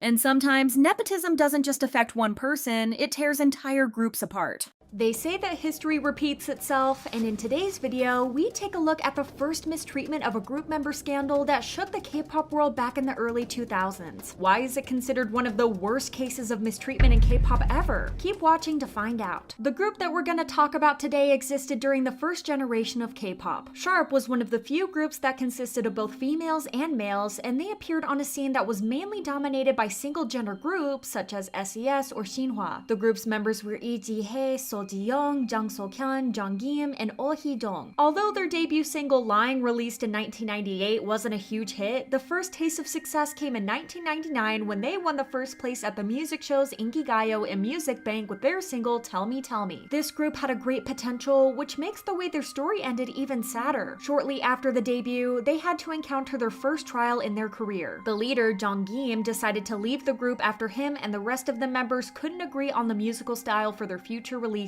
After a few member changes, Sharp was getting even more and more successful, and they were very well received in Korea as well, mainly for singing live during their performances, which was something uncommon. Despite facing a huge competition in the industry with groups like Sex Keys and HOT, it seemed like they were going to work themselves all the way to the top. When Sharp released their third studio album with the title track Good For You, the reception was so phenomenal that even though the song was released in summer of 2000, they promoted it all the way till November. So how exactly could a group this successful go so wrong? Somewhere along the way, things began to crumble until Sharp took a huge fall in 2002, just 4 years after their debut. Shortly after the release of their fifth studio album, the group officially announced their disbandment and left many of their fans wondering what happened. There was a lot of conflict and tension going on behind the scenes, and it ruined the group. A lot of people don't know that Sharp was actually created with the help of Ji-young's family. In fact, she comes from a very privileged background, and in the late 90s and early 2000s, her family was considered to be one of the wealthiest in South Korea. Ji-young's grandfather So Jong-chol served in the 19th Minister of National Defense, while her uncle served as the first Minister of Land, Infrastructure, and Transport, and is currently working as a president of Yonsei University, which is one of the most prestigious ones in Korea. So Ji-young was definitely born with a golden spoon. Since Ji-young's biggest dream was to become a pop star, she was able to make that dream come true with the help of her family and their finances. When Lee Ji-hae was added to the group, it's believed believe that's when the conflict truly started. Allegedly, Jiyoung wasn't happy about Jihae being in the group, and it's also believed that Jiyoung felt a great sense of jealousy towards Jihae. Because the group's debut album was composed by Lee Sang-min from Duda, who was known for creating songs with very high notes, Jihae was put as the main vocalist. This ultimately led to Jiyoung feeling jealous and envious of Jihae. Because Jihae actually auditioned to be a main vocalist, it seems like Jiyoung felt threatened by Jihae's talent. What made matters even worse is that the songs that were recorded prior to Jihae joining the group had to be re-recorded, as Jihae was now their main vocalist. Things only spiraled down from there. The things Jihae went through while being in the group traumatized her for life. It was hard to find the small details of the story since the case is over 20 years old, but we do know that Jihae was physically and verbally hurt by Jiyoung and other friends of Jiyoung as well. When their disbandment was just around the corner, the tension within the group was so bad that the members even performed separately on different stages. During their performances for the song My Lips Like Warm Coffee, Jihae was seen performing on a completely different stage than the rest of the members. This of course caused even more jealousy and conflict within the group because Jiyoung felt that it was unfair that Jihae was getting her own set. At that time, Jiyoung was dating a man named Do Si-won who would often join in making fun of Jihae and threatening her with his girlfriend. Apparently, Si-won used to physically hit Jihae while making various threats. In 2013, he was found guilty of being violent and threatening his wife. So the things he allegedly did to Jihae don't seem so far from the truth now. Jiyoung even forced her mother to find Jihae at a broadcast hall, and her mother apparently pulled Jihae by her hair while calling her rude names. It's also alleged that Jiyoung became very close to another member, Kris Kim, and together they openly ignored Jihae on every occasion. When the member Jang So-kyun tried to remain neutral about this situation and didn't want to get involved with the feud going on, he was allegedly peer pressured by Jiyoung to join her and Kris Kim. In 2017, Jihae came forward about how it felt to be constantly ostracized by Jiyoung. She shared that she had to hide her feelings and endure a lot of pain because she was afraid that her group and her career could come to an end. Jihae said, "I even rode in a separate car. I was a member of Sharp, yet I was always alone." Jihae then became completely isolated from the rest of the group. So much so, Jihae even recorded their songs alone, practiced by herself, and attended photo shoots alone. Jihae's pictures had to be edited into the group's photos, which at the time was difficult because the technology wasn't as involved as it is now. The situation was spiraling down quickly until there was nothing that could save the group from falling apart. Then, October 8th of 2002 came around and the infamous Music Bank incident happened. While the group was preparing to appear on Music Bank, Jihae and Jiyoung were involved in a physical fight in the elevator. It said that Jihae was always too soft on Jiyoung and was never able to stand up for herself, even if Jiyoung was younger than her. The outcome of the incident was just two members of the group appearing on Music Bank, as Jihae was removed by the managers to cool off and So-kyung was already unable to perform. The only two members who performed that day were Jiyoung and Kris. Jiyoung's mother also became involved as she confronted Jihae the next day, verbally and physically threatening her as well. This incident seemed to be the true end for the group, as their agency, World Music Entertainment, announced their disbandment a week later as the scandal started to make headlines with everybody asking the same question: what truly happened? A few days after the incident, Sharp announced that they would be holding a press conference to explain the issue. Each of the members then explained what they thought about the conflict going on between Jihae and Jiyoung. Do Si-won appeared at the conference as well. During the 2-hour conference, Jihae was crying uncontrollably while she talked about how Jiyoung cursed at her in the elevator. Because of the frustration, Jihae hit Jiyoung, but not hard enough to injure her to give her bruises, like Jiyoung tried to claim to the media. After the incident, Jihae realized her mistake, so she called Jiyoung's family and apologized to her father, who said, "If you apologize to Jiyoung, then we'll stop making a big deal out of it." Jihae did apologize to Jiyoung with her manager as a witness, but Jiyoung decided not to accept her apology. Apparently, Jiyoung threatened that she would stop her activities and try to walk out of the room, to which Jihae ran after her. It was then that somebody hit her across the back of her head. It was Jiyoung's mother. Jihae said, "I didn't know who it was, but when I turned around, it was Jiyoung's mom. Even though we did get into an argument, how can her mom hit me?" Jiyoung, of course, tried to throw all the blame on Jihae, claiming that it was Jihae who hit her first and that she was simply defending her. She also stated that she got bruises and scratches from Jihae, which Jihae immediately denied. Jiyoung's parents got involved yet again, claiming that they didn't care if Jiyoung leaves Sharp and that they were considering suing Jihae for a number of reasons. Do Si-won sided with his girlfriend, as expected, and painted Jihae as the perpetrator and the reason why Jiyoung had to be admitted in the hospital because of all the stress she was going through. Allegedly, he even called up the agency to do something with the situation because Jiyoung has already been through bad times because of her. So-kyun seemed to be the only one siding with Jihae, as he did admit that Kris and Jiyoung often left Jihae out and teased her ruthlessly. Then there their manager finally came to the rescue and shared his side of the story. Apparently, Jiyoung paid off their manager to lie for her at the press conference and to keep his mouth shut about what was going on. Thankfully, he ended up revealing everything at the press conference and showed Jiyoung's true colors. Their agency, World Music Entertainment, allegedly went bankrupt shortly after Sharp officially disbanded. There were a few attempts between Jiyoung and Jihye to reconcile their relationship, but none of them have been successful. As of right now, almost all of the members left the entertainment industry and are living private lives, except Jihye, who has been a successful solo artist. She has appeared on several television shows and generally seems to be doing really well despite her troublesome past. She's a mother of 2 daughters, one born in 2017 and one in 2021, and she and her husband also run a YouTube channel together. It's a huge shame that Sharp's career ended so abruptly and with so many issues, but who knows what would happen to Jihye if they decided to stay together.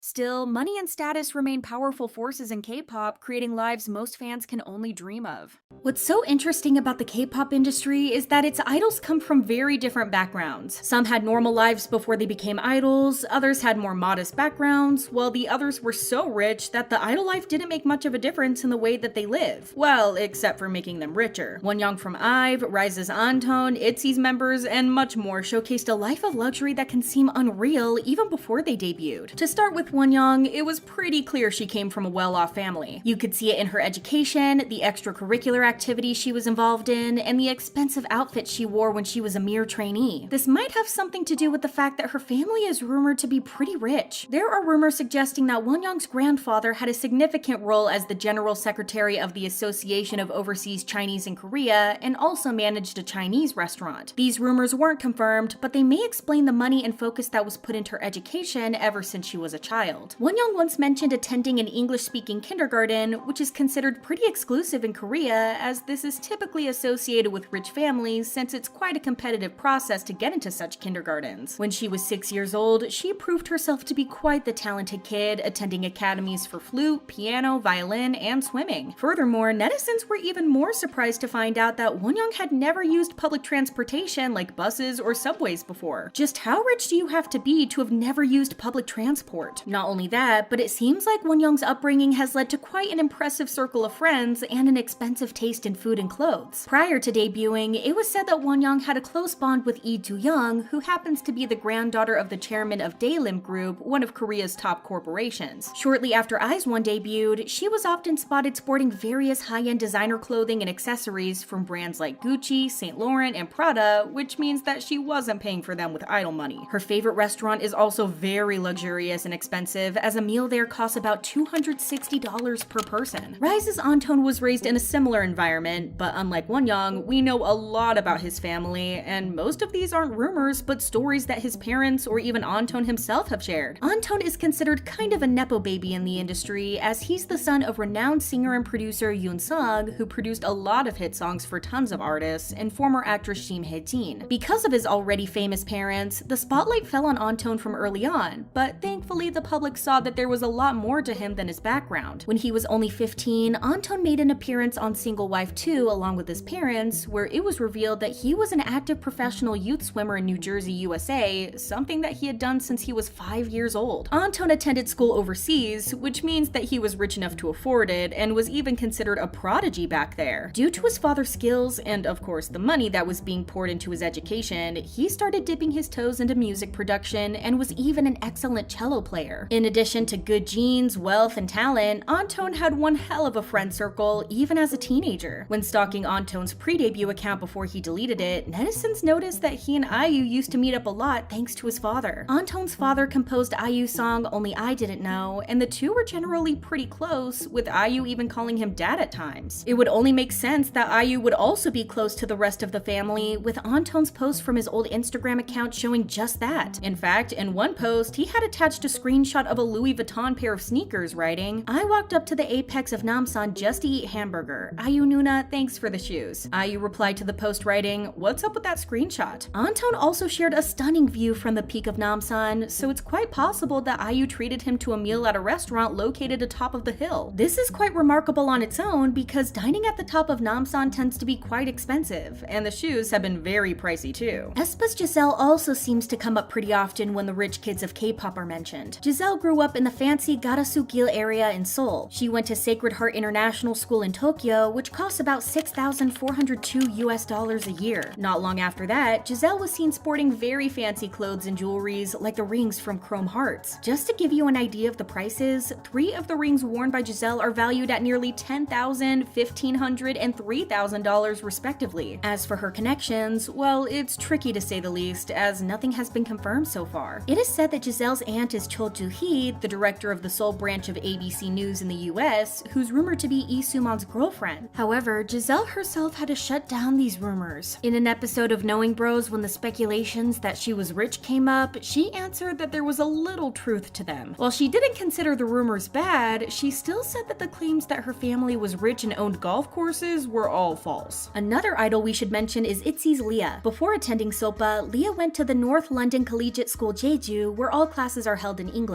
This school offers a wide range of over 100 club activities, from orchestra to scuba diving and even horseback riding. If you're still not convinced about how upscale this school is, consider this. The yearly tuition is approximately $34,000, and with accommodation expenses, attending costs a student over $50,000. It's known that children of numerous celebrities and successful business figures enrolled here. Leah also once got attention when she was seen carrying a $1,700 bag at just 19, prompting TMI News to suggest that she came from a well-off background. With her career as an idol, her wealth has likely increased, and it's expected to keep growing in the future. Let's move on to Lauren. Ever since seeing him for the first time, netizens suspected that Lauren was even at least a bit rich. But little did they know that he's crazy rich. He was pretty young, and still, it seemed like YG was desperate to push him to the public. He had a producer credit in G-Dragon's hit song Bull, earned credit as a co-lyricist for 3 out of the 8 tracks in BLACKPINK's The Album, and even a cameo appearance in the music video for Lovesick Girl, so people thought that he must be someone pretty important, like the son of a YG Entertainment executive or something similar. In fact, he turned out to be the son of Lee Hae-jin, who just happens to be Naver's founder and global investment officer. You can just imagine how rich his family was and just how lavish his lifestyle had been before becoming an artist. When Lauren was in the 5th grade, he moved from Korea to Singapore and attended the Singapore American School, where the tuition reaches $60,000 without calculating the additional costs. Following high school graduation in 2013, he headed to Japan with aspirations to become an EDM producer. After joining the Black label, he found numerous opportunities in the realm of DJing and producing. Guess it pays to have a rich father who can not only fund your hobbies, but also open doors to incredible opportunities. In addition to that, he also got his own independent record label, Fire Exit Records, and manages a distribution company, AWOL. He also appeared on the cover of Dazed Korea along with Rosé, was spotted at the Paris Fashion Week back in 2022, and became the first male Korean solo artist to be a model for St. Laurent's 2022 eyewear campaign. He then signed with 88 Rising and was even a part of Coachella's 2023 lineup, not to mention his appearance on Forbes 30 Under 30 Asia annual list in 2023. Now, we're not implying that Lauren isn't talented or skilled. We've been witness of what he can do as an artist, producer, DJ, and even model. But to get your own label, DJ at important events, model for luxurious brands, and make an appearance at Coachella as someone who's relatively unknown in the industry, it's possible that there was money put into boosting his career. Again, that's not necessarily a bad thing, but his experiences as an artist who's the son of Naver's founder aren't as relatable for the other artists. An unexpected entry in this video is trot singer Jung Dong-won, who you might not have heard of, so let us tell you more about who he is. Jung Dong-won began his career as a trot singer in 2019 when he was just 12 years old. There's not much known about his family or background, except that he attended Soonhwa Arts Middle School, which is a private school with some impressive alumni like actresses Moon Tae-won and Park Han-byul. But even though we don't know anything about his upbringing, we can guess that he's pretty rich just by judging his purchases. It was reported on November 17th that despite only being 16, Dongwon has purchased an apartment which is worth about $1.55 million.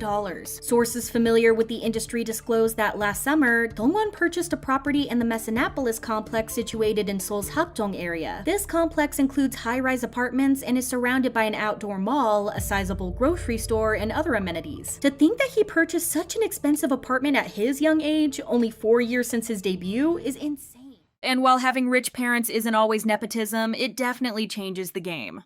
When it comes to first, second, and even some third-generation idols, you're more bound to encounter rags to riches stories, like those of IU, BTS's Suga, Dobang Shingi's Yoonho and Jaejung, and Big Bang's Taeyong, among others. Despite the financial crisis at the time, though, many idols from these generations also came from wealthy backgrounds and still chose to start as ordinary trainees to pursue their dreams of becoming idols. Super Junior Siwon, for example, is known as one of the wealthiest idols. Both of his parents are successful in their fields, with his father especially standing out. Choi Ki-ho, his dad, worked at both Hanwha Group and Hanwha Distribution before becoming the CEO of the pharmacology company Boryang Medicine. He also used to oversee a brand for innerwear, but he passed it over to Siwon's mom. His family also owns the Hyundai Department Stores, which is a major department store chain in South Korea. The members of Super Junior often told stories about Siwon allowing them to use his expensive skincare products when they were trainees. Lee-tuk also often mentions an instance in which he was giving Siwon a ride home, and the latter asked to be dropped off in the back building. Lee-tuk said, "When I asked why, he said his place in the front building was undergoing an interior renovation, so he is staying at his place in the back building." What's even more impressive is that both of his parents descended from royal families. His father is a descendant of King Tojeong the 25th, while his mother's family are descendants of King Hyojong. A commenter put it best when they said that you can see that Siwon's family is not ordinary just by looking at him, as he has a high-class appearance. Another idol that gets mentioned alongside Siwon when it comes to having rich parents is former Jaehyun member and now actor Hyungsik. In an episode of Radio Star, fellow Jaehyun member Kwang Hee joked that Hyungsik was so rich that he couldn't care less about which member became popular first. To explain himself better, Kwang Hee claimed that Hyungsik's dad is the CEO of a foreign car company starting with B, which is believed to be BMW. However, Hyungsik later clarified that his father wasn't the CEO, but a board member of the company. He even went on to say that he asked his father what position he held in the company and whether he was a board member. His father then ended up showing him his business card after getting flustered and told him not to mention him too much. Turns out that Kwang Hee was just exaggerating the story to make Hyungsik more known to the public. Well, we can definitely say that it worked. While all the idols we mentioned so far are very rich, none of them have earned the nickname Prince in their home countries, except for 2PM's Nickhoon. Even though Nickhoon has greatly contributed to his home country, Thailand, his nickname Thai Prince stems largely from his wealthy family background. His mother just happens to be the CEO of Union Medical, which is one of the biggest pharmaceutical importers and distributors in Thailand, but it's not known whether she still holds this position. Another proof of Nickhoon's wealth is in an interview of CLC member Sorn, in which she said, "Nickhoon doesn't talk about it on TV, but everyone in Thailand knows how rich he is." Now that's a modest man. B2B Sonjae's family is also full of successful businessmen and entrepreneurs, which has put him on the list of idols who have wealthy parents. His father leads an IT company specializing in semiconductors, which earned approximately $9 million in 2019. Adding to his family's achievements, his maternal grandfather was the pioneer who introduced imported silk red carp to Korea, which his maternal grandmother manages a large fishing farm in Paju. Rumor also has it that Sonjae's uncle owned a company called SpaceMax with a market value of $69 billion.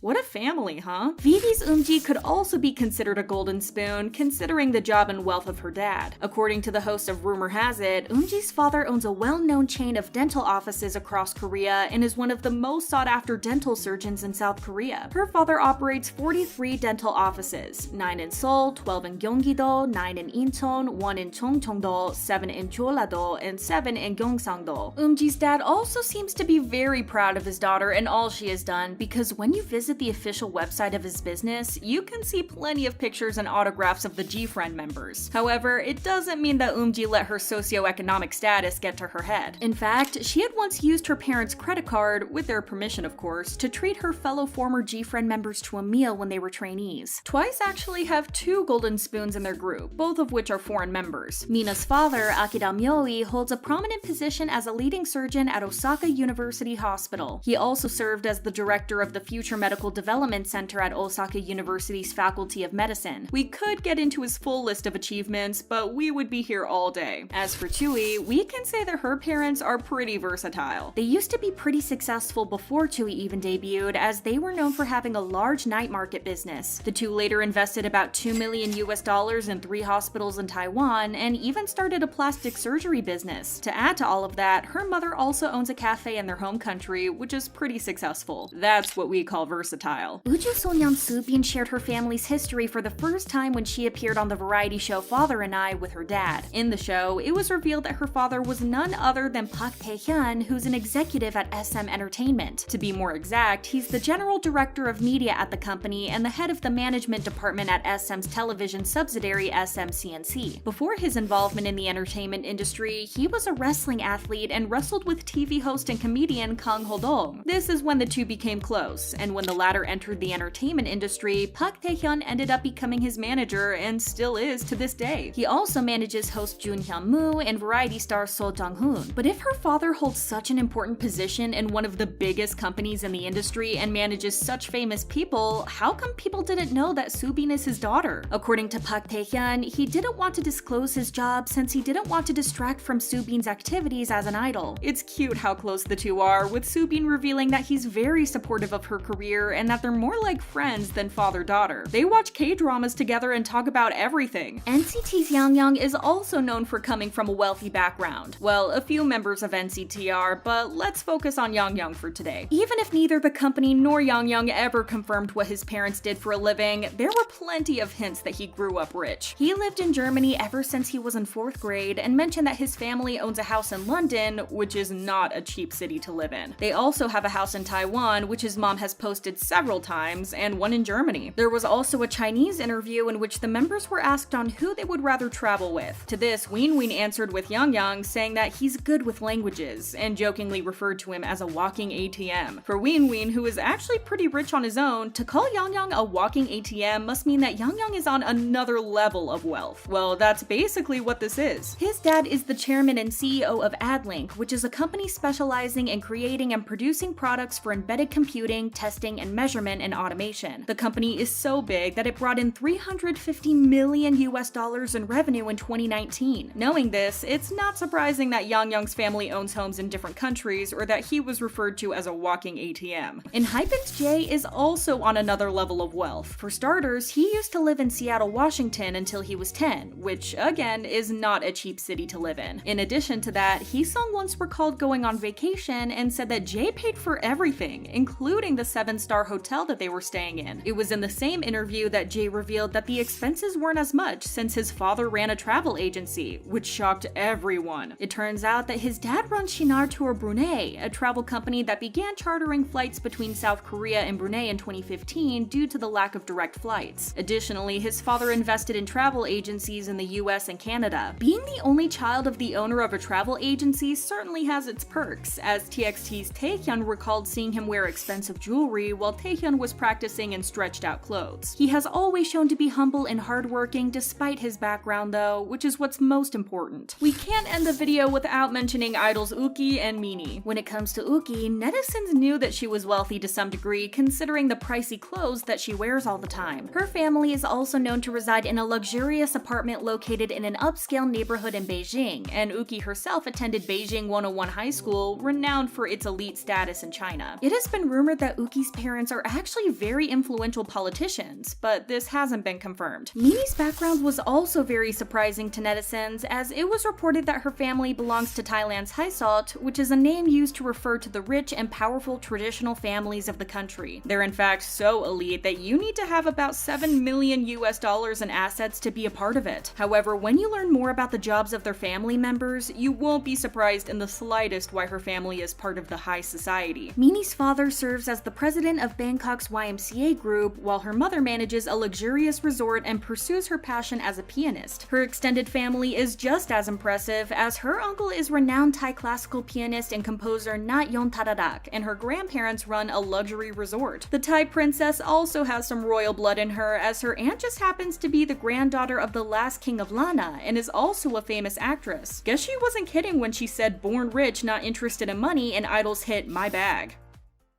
One name often brought up in this discussion is IVE's Wonyoung, who continues to be suspected of being a Nepo baby.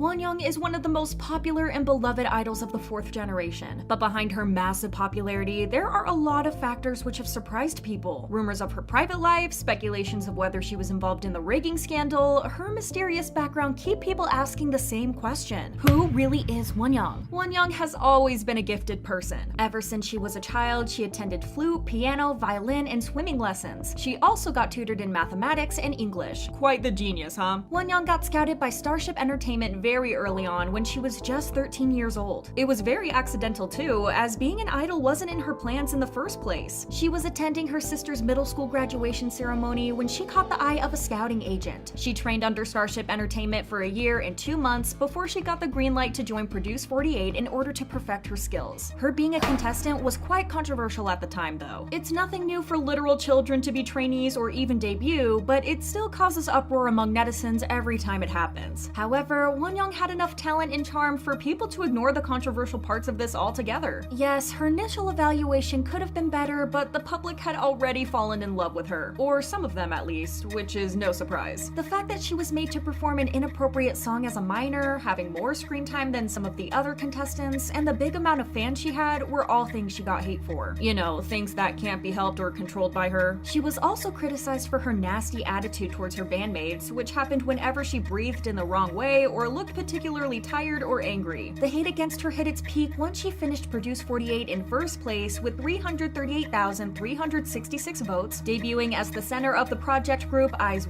This is when all hell broke loose. People thought that something fishy was going on, as they believed that Wonyoung did not deserve to be the center of the group compared to contestants like Sakura or Eunbi. And with the whole rigging scandal, where the director of Produce 48 admitted he had rigged the votes in favor of 4 different contestants, people said that there was a chance that Wonyoung's position wasn't what it was supposed to be. Netizens thought that Mnet stopped Sakura from becoming the center because she was Japanese, and Koreans aren't exactly friendly with them. Also, to some viewers, Wonyoung suspiciously jumped in ranks even though they claim she didn't improve a lot from the very beginning of the show. A Produce 48 fan wrote, "Wonyoung's final ranking was 7 and they made it 1. Sakura's real ranking was 1. It was fishy because Taeyeon's final ranking was 12. Her final ranking was 3rd. Again, they changed it. I think there were more Japanese members if they did not rig the votes." But even though there was never any proof of which members were rigged in, and the fact that Wonyoung did an amazing job as the center of IVE, her fan camps were flooded with hate comments for months after the group debuted. These comments didn't stop once she debuted under Starship's newest group, IVE. But on top of the attitude scandals and the accusations that she was untalented compared to her bandmates, she was also accused of being favored by the stylists. Yeah, it's not something she can really be blamed for, but again, being an it girl comes with its downsides. With all the issues she was facing, there was also a lot of confusion about what her real nationality is. This is something that hasn't been cleared up to this day, but let me tell you why people suspect that she might have a Chinese or Taiwanese background. Because of South Korea's problems with China, Chinese idols aren't treated the best. Just look at the comments Korean netizens make about aespa's Ningning. Things aren't much better for Taiwanese idols either. Like, remember what Tui went through for holding a Taiwanese flag? All the hate she got? Because of this, it's understandable that all companies would want to avoid the backlash and xenophobia against their members, and that's why they might want to hide Wonyoung's true nationality. The rumors about her possibly being Chinese or Taiwanese started because of Produce 48's official website. In the past, they put Wonyoung's name as Chang Yuanying, but changed it to Jung Wonyoung shortly after. So what's the big deal with this? You can't romanize a Korean name directly into Chinese without using Chinese characters and having it written out in Chinese romanization. Plus, Mnet used to put the nationalities of their contestants in their bios, but strangely, Wonyoung's nationality section was left blank. The feature was removed after some time, but it still raised a lot of suspicions among people who noticed it at first. There were also speculations that Wonyoung owned a Taiwanese passport, but it all turned out to be a misunderstanding as they're the same color as Korean ones. This argument also doesn't hold up because if Wonyoung was truly Taiwanese with a dual citizenship, she'd have to pass a Chinese Mandarin language test, and she isn't exactly fluent in the language. Not only that, but the few times she spoke Mandarin, native speakers said that she sounded exactly like a foreigner. She was also born and raised in Seoul her whole life, so it wouldn't make sense for her to have a Taiwanese passport. There were also pictures of Wonyoung holding a Korean passport, so the rumors were debunked before they could spread more. Plus, there have been actual news articles that talked about her parents' nationality. There was a Taiwanese news outlet that claimed Wonyoung is half Taiwanese in an article about Produce 48. The article says, "In fact, she is a Taiwanese girl. She has a lovely and cute appearance. Her father is Taiwanese and her mother is Korean. There was also an alleged ex-classmate classmate of Wonyoung who said that she was Chinese, but neither the article nor the alleged classmate can be considered reliable sources. Then another rumor came about Wonyoung's grandfather, Jung Yong-sung, that claimed that he's Chinese and used to be a man of a very important position.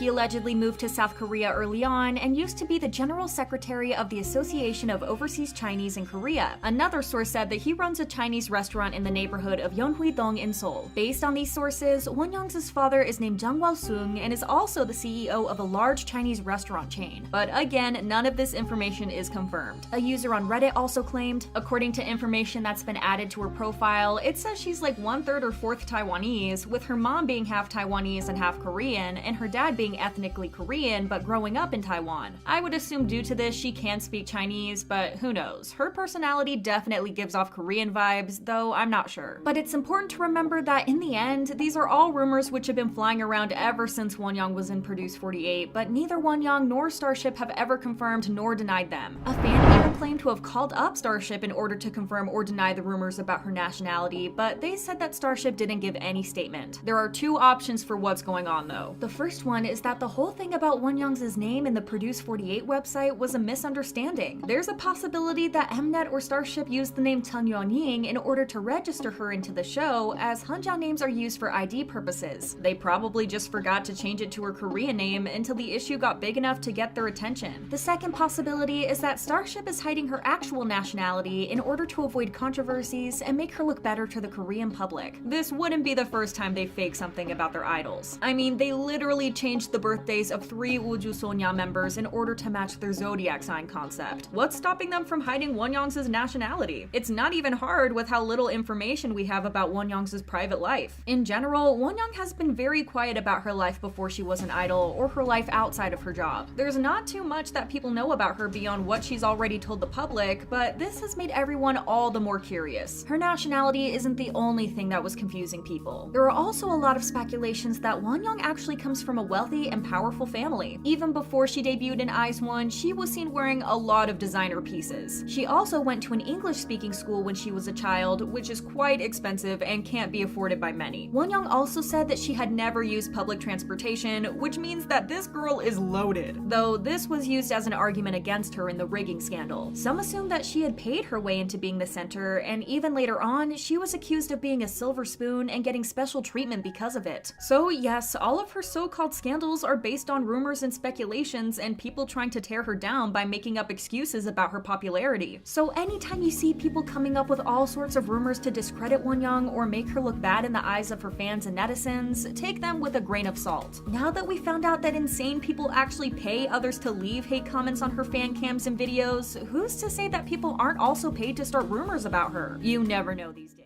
Nepotism might give you a head start, but it doesn't guarantee a happy ending. Do you think these idols really earned their fame? Drop your thoughts in the comments, and don't forget to like, subscribe, and hit the notification bell. There's more truth to uncover.